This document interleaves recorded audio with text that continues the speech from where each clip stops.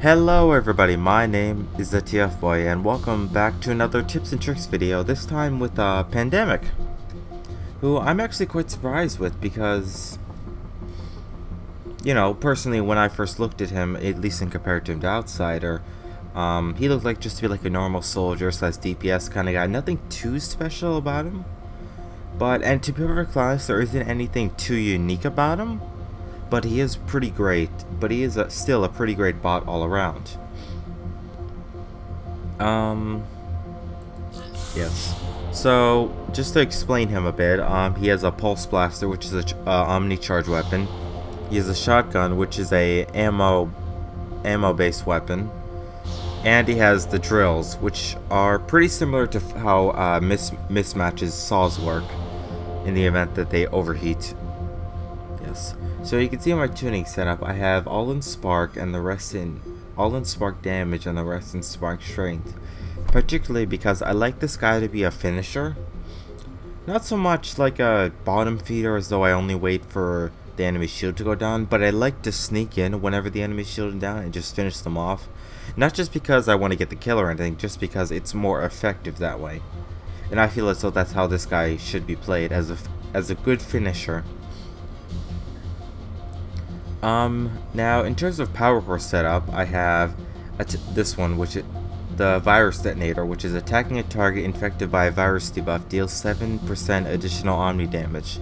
Now this is actually very useful because all of his weapons have some way to implement a virus on a target. The Pulse Blaster being the S-Tech, which increases the target's incoming damage. I think it's like 22% for shield and 44% for spark. I could be wrong. I think I saw that somewhere. I think I noticed that when playing him, but yeah, that's a virus. His shotgun, which actually shooting it, applies more pressure damage over time, so that's also a virus. So after shooting the first shot on the shotgun, the next shot will initiate the power core, I should say. And of course the S-Tech is also a virus. And then the drills, the S-Tech for that is also a virus. So a lot of viruses going on with this guy. Oh yeah, and even his equipment 5 here is a virus as well, if it removes a booster hall buff. Yep. Now one thing that's pretty cool about this guy is his subsystem as well, which dealing critical hits a target increases the duration of all the viruses debuffs. So one could argue that upgrading him in focus could be pretty useful, but I find that using the drills I can pretty much keep a consistent virus on him, whether it's via the Pulse Blaster, the shotgun, or the drills, depending on the scenario. I'll explain my finishing move. Next one is dealing a critical hit repairs your warrior for up to 20% of the damage dealt. Now that's actually, I don't have this core just because I like the repairs I'm receiving from it. I like it because of these next two, which is receiving a repair has a 10% chance of increasing damage by 25% for 5 seconds. Now this is actually very, very useful on his drills. Like extremely useful, because I've noticed that on a non-focused tune-up, the drills can pretty much finish off most of a target's spark, aside from maybe, I think the only one who I've had a bit of trouble with is Frontline, especially if he has his number 5 up. But for the most part, I can get maybe 4 or 5 critical hits with the drill during the whole overheat phase. So that basically gives me a, so during that entire time I get 5 chances to initiate this core, which is roughly a 50% chance that this core is going to initiate whenever I'm finishing off an Autobot, which I find very useful. And I don't know, it also doesn't have a cooldown, so if I can initiate this core more than once and it'll refresh itself from what I'm aware of. So that's pretty cool. It's not, very rarely have I had it active with the shotgun and the Pulse Blaster. So just to keep that in mind. It should not generally, this upgraded critical repair isn't really going to initiate with these, just because they have a very low rate of fire. You know, the pulse blast is a charged weapon, the shotgun's well, it's shotgun. But it's still very useful for helping me finishing off Autobots. Then we have this one, which is upgraded repair killer, which is receiving a repair reduces equipment cooldowns by 0.24 seconds. Again, pretty useful because I don't want to say I rely heavily on his cooldown, but it's quite useful to have whenever I need it. So his cooldowns are, you know, this one repairs them over time but decreases his damage output. I will say that the repairs from this cannot be, there's no way to get a critical repair through this equipment, so there's no way to activate this power core, which again is, I guess, is another benefit, because if I'm like going in battle and I use the drills and I initiate this power core while I'm healing, this will basically cancel out the reduction from this, so that's pretty useful. There's this one, which is reduces incoming repairs of all nearby enemies by 20%, which again is very useful for helping finishing off a target, and removes their boosts and haul buffs. That's pretty self-explanatory. Now this is actually quite useful against a Guardian. Naturally, I wouldn't recommend having Pandemic fight like a Showdown or even Frontline, just because they're a bit too tanky for him to handle. But again, he is a good finisher for both of them, especially Showdown with his small spark. But this definitely helps removes things like a. Even while I've noticed that even while Pandemic is knocked down, like a common strategy for Showdown, for example, is for him to knock you down and then use his equipment 4, or I guess I should say equipment 1, but I always say equipment 4 because that's what key they're bind to. But his equipment 1, and then just maul at you with the hammer. You can actually use this while you're knocked down, so this will give you. This will actually remove this and give you a 15% damage bonus if you want to finish them off. And then of course each haul buff reduces his damage by 15% per up to a cap of 45. So I'm not entirely sure. Like some examples of bots that have boosts are like Outsider has a few boosts. Showdown obviously. Overclock, I can't remember which one though. And some examples of haul buffs are like Showdown's number 5, Frontline's I forget what it's called, but it's the one that gives them immunity to range attacks. I can't remember anything else, but this is still quite a useful equipment, and it's definitely good to. It definitely can be very useful if you time it right, depending on who you're fighting, and if you can estimate when they're going to use certain boost and haul buffs. If you time that accordingly, you can receive massive benefits from this. And then this Cobra stance, which can be used to cloak yourself and allies around you. One thing that is problematic that some pandemics have done is that by increasing your bot speed, some bots have trouble following you. So I don't recommend increasing the bot speed for him. Just because, you know, I played with a pandemic who tried cloaking me, and I just couldn't keep up in robot form, so that was quite annoying. But anyways, cloaking pandemic. One thing to note is that it's not good to do this while in combat, especially if you are locked on, because any sort of AoE or even the laser rifle that's pretty much lag induced, and you just won't become cloaked with it. You'll just keep taking damage. So it's a good defensive thing, but it's probably best used when transform to vehicle mode, go around a corner as someone's chasing you, and then convert to robot mode. Maybe combine that with dropping your vehicle mode equipment, and then there's a good chance that you will be cloaked and you'll have a chance to get away or maybe heal yourself with your scale armor, depending on what circumstances you're in. Now, vehicle mode. Okay. It's probably one of the more useful vehicle mode equipments in the fact that it deploys a mine which deals Omni damage and also immobilizes. Hang on. Okay, sorry, my headphones got loose. And immobilizes those hit. But what I've also noticed is that the immobilization effect has an AoE effect.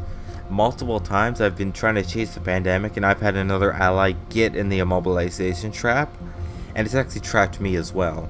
So you don't have to be in the radius of the animation that's shown on the ground, But if an ally triggers it and you're somewhat nearby, I'm not entirely sure how to put this in perspective. Like, probably about if you're, like, let's say the radius of the circle, which is what the animation looks like, is, like, say 2.5. Let's just say 2.5 units. If you're 2.5 units away from the edge, then it's roughly likely that you'll be immobilized with the ally. So, something to keep an eye out, because, you know, going in this mine not only traps you, but it can trap your ally, which can be quite annoying. And then you have this, and then you have the dumbfire rockets, which deals double damage from the third hit onwards if 3 or more rockets hit within a short time of each other. Again, very hard to aim, but this is probably one of the most, I know a lot of people say that this is probably one of the more useless vehicle mode weapons, and I can't disagree, because, you know, it's just, there's no way to aim with them, but they're certainly not useful. They're very powerful if you can hit with them, and again, because I have him tuned in Spark, that's gonna be extra beneficial for finishing anyone off who tries to run. Consumable. Now, I would normally have the prosthetic patch on, but just for now, I'm putting the, I don't even remember what this is called, repair patch. Only because I've got a bunch to go through. Long story short, if anyone remembers back whenever you had to use repair patches or something to repair your bot, I accidentally crafted like 100 of these on each of the Autobot bots and con side, and you know, I never got around to using them until like recently, so I kind of just want to use them so that I can save on my prosthetic patches, because I've been, actually I should probably craft some.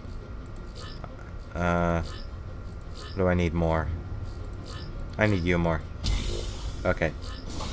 Anyways, so yeah, so we're gonna give him a field test, and hopefully I can show you guys him on a more powerful target. Take orders from no one. Now, one thing to say about Pandemic is that he's not very good in Crisis, and that's because he doesn't have a weapon with a high rate of fire, other than his drills, which are problematic because they're spark only. Yeah. Generally, bots that are and cons that are good for Crisis are ones that have a high rate of fire. So, probably Shell Shock and, ooh, there's a Reckoner over there. Perfect.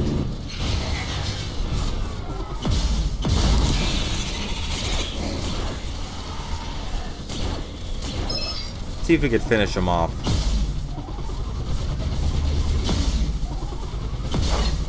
Here we go. Finish him. There we go. And I initiated my boost, because you can see the 25% off. Let's see if we can give it another go. That should last for a while. And go.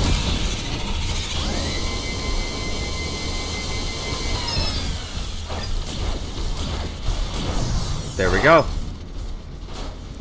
So as you can see, with my basic tuning, I can get a massive amount of damage with this drills. You know, that's a, you know, for anyone who's fought a Terracon Reckoner before, that's a pretty high DPS of what I did there. I'm surprised I was. If my drills didn't have a cooldown on it, I could probably, basically, if there was 3 Pandemics doing what I did, we could probably finish his Spark off. If we each took 1 turn each. So yeah, again, very good finisher. Not so good at taking down his shield, but that doesn't mean he's useless. It's certainly good to put a damage over time on the target, as well as the S-Tech of the Pulse Blaster, just to help allies finish off a shield so that you can come in.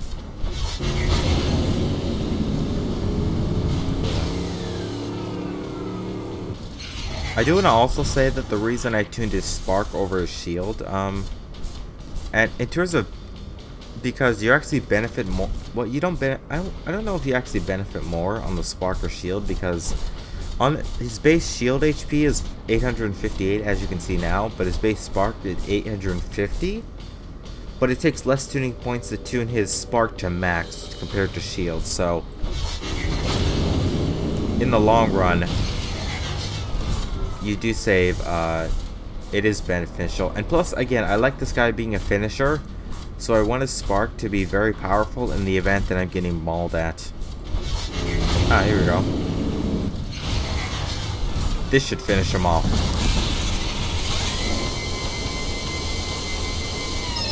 Or not.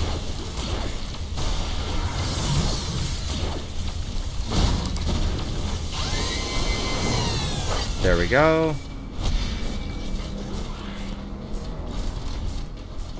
So yeah, very, very good finisher.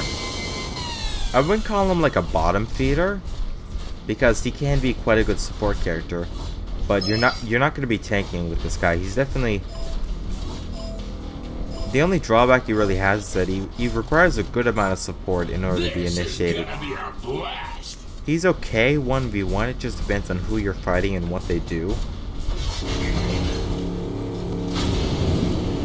But yeah, I think he's pretty great. I'm honestly surprised just on how well he performs. So especially even when you're playing on the bot side, you know, you need to watch out for this guy. Although, like I said, he's not that good in Crisis. As you can see, I'm having a bit of trouble with these Terracons. But that turret should be pretty useful. Here we go. Thank you. Let me heal myself while I get this guy's shield down. Thank you, buddy.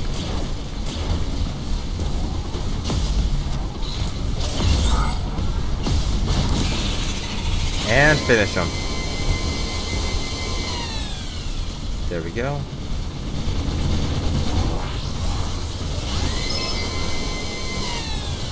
Yeah. Oh, hello. Ah, gosh, alright. Alright, while they're repairing them, I'm just gonna wrap this up. Yeah. Like I said, great support character. Not the kind of guy you want to be 1v1ing with, but you can do it. It's not impossible. Oh yeah, I suppose one thing to mention is that a lot of people have complained the fact that the S-Tech for the shotgun has too short of a range. And for those who don't know, the S-Tech of the shotgun, the idea is that you're supposed to pull the target back onto you. This is gonna be a blast. Actually, I'm gonna try something. I wonder if the S-Tech for the shotgun works on turrets. Let's find out. It probably doesn't, but I do at least want to get a perspective for you guys of how long the range is.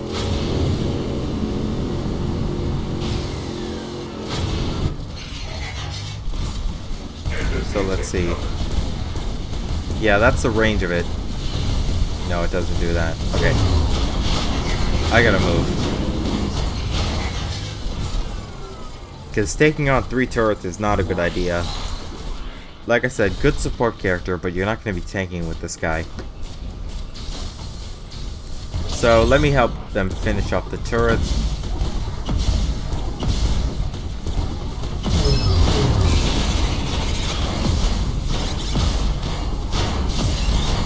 Come on, Hotwire. Ah!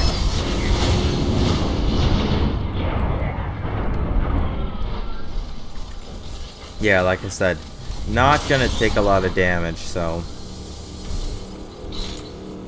I have an idea. I'm gonna sneak in. You don't suspect a thing. There we go.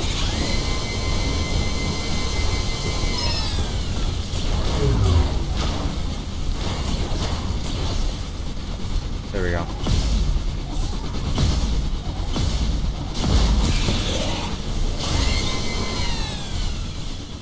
There we go. Yeah. Oh. Let me show you guys the shotgun's range again, so I can get it.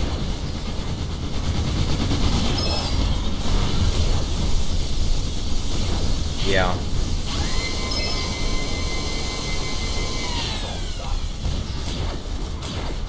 There we go. Huh.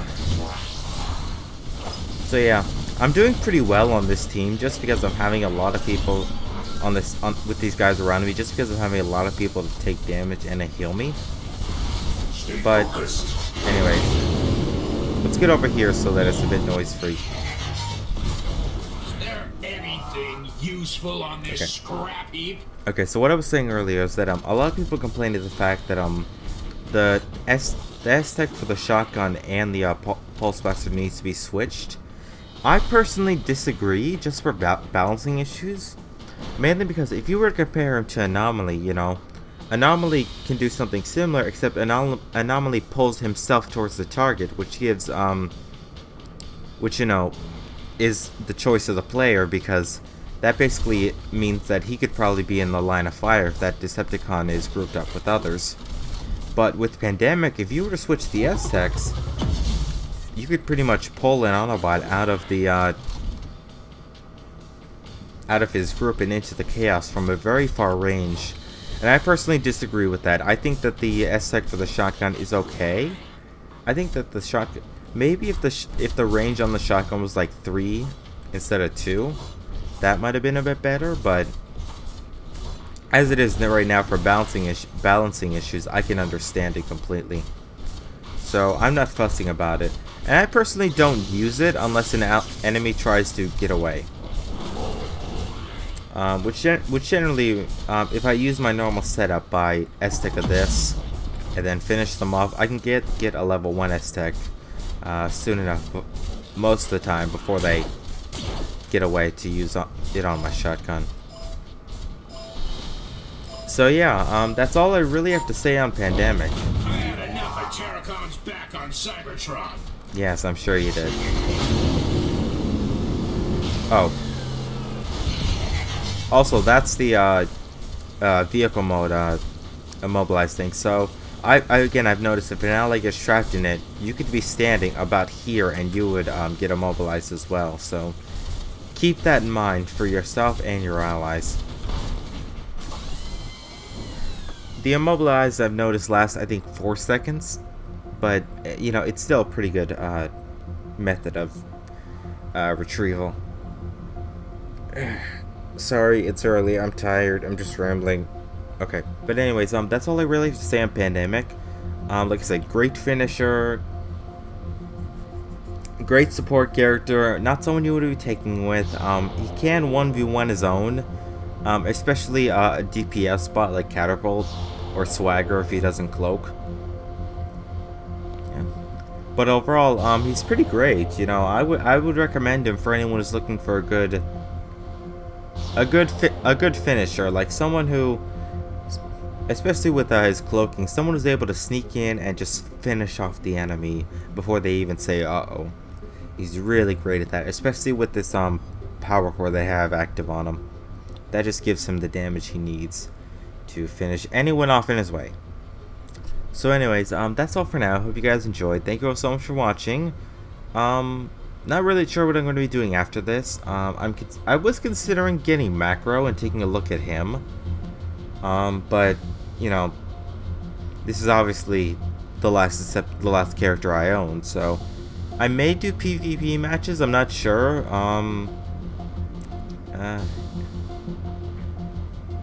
I don't know. I just want to do something different for everyone else, but I'm not sure how to go about it. Let me know if you have any ideas. Anyways, that's all for now. I hope you found this pretty useful. I hope you like my setup. And thank you all so much for watching. And stream.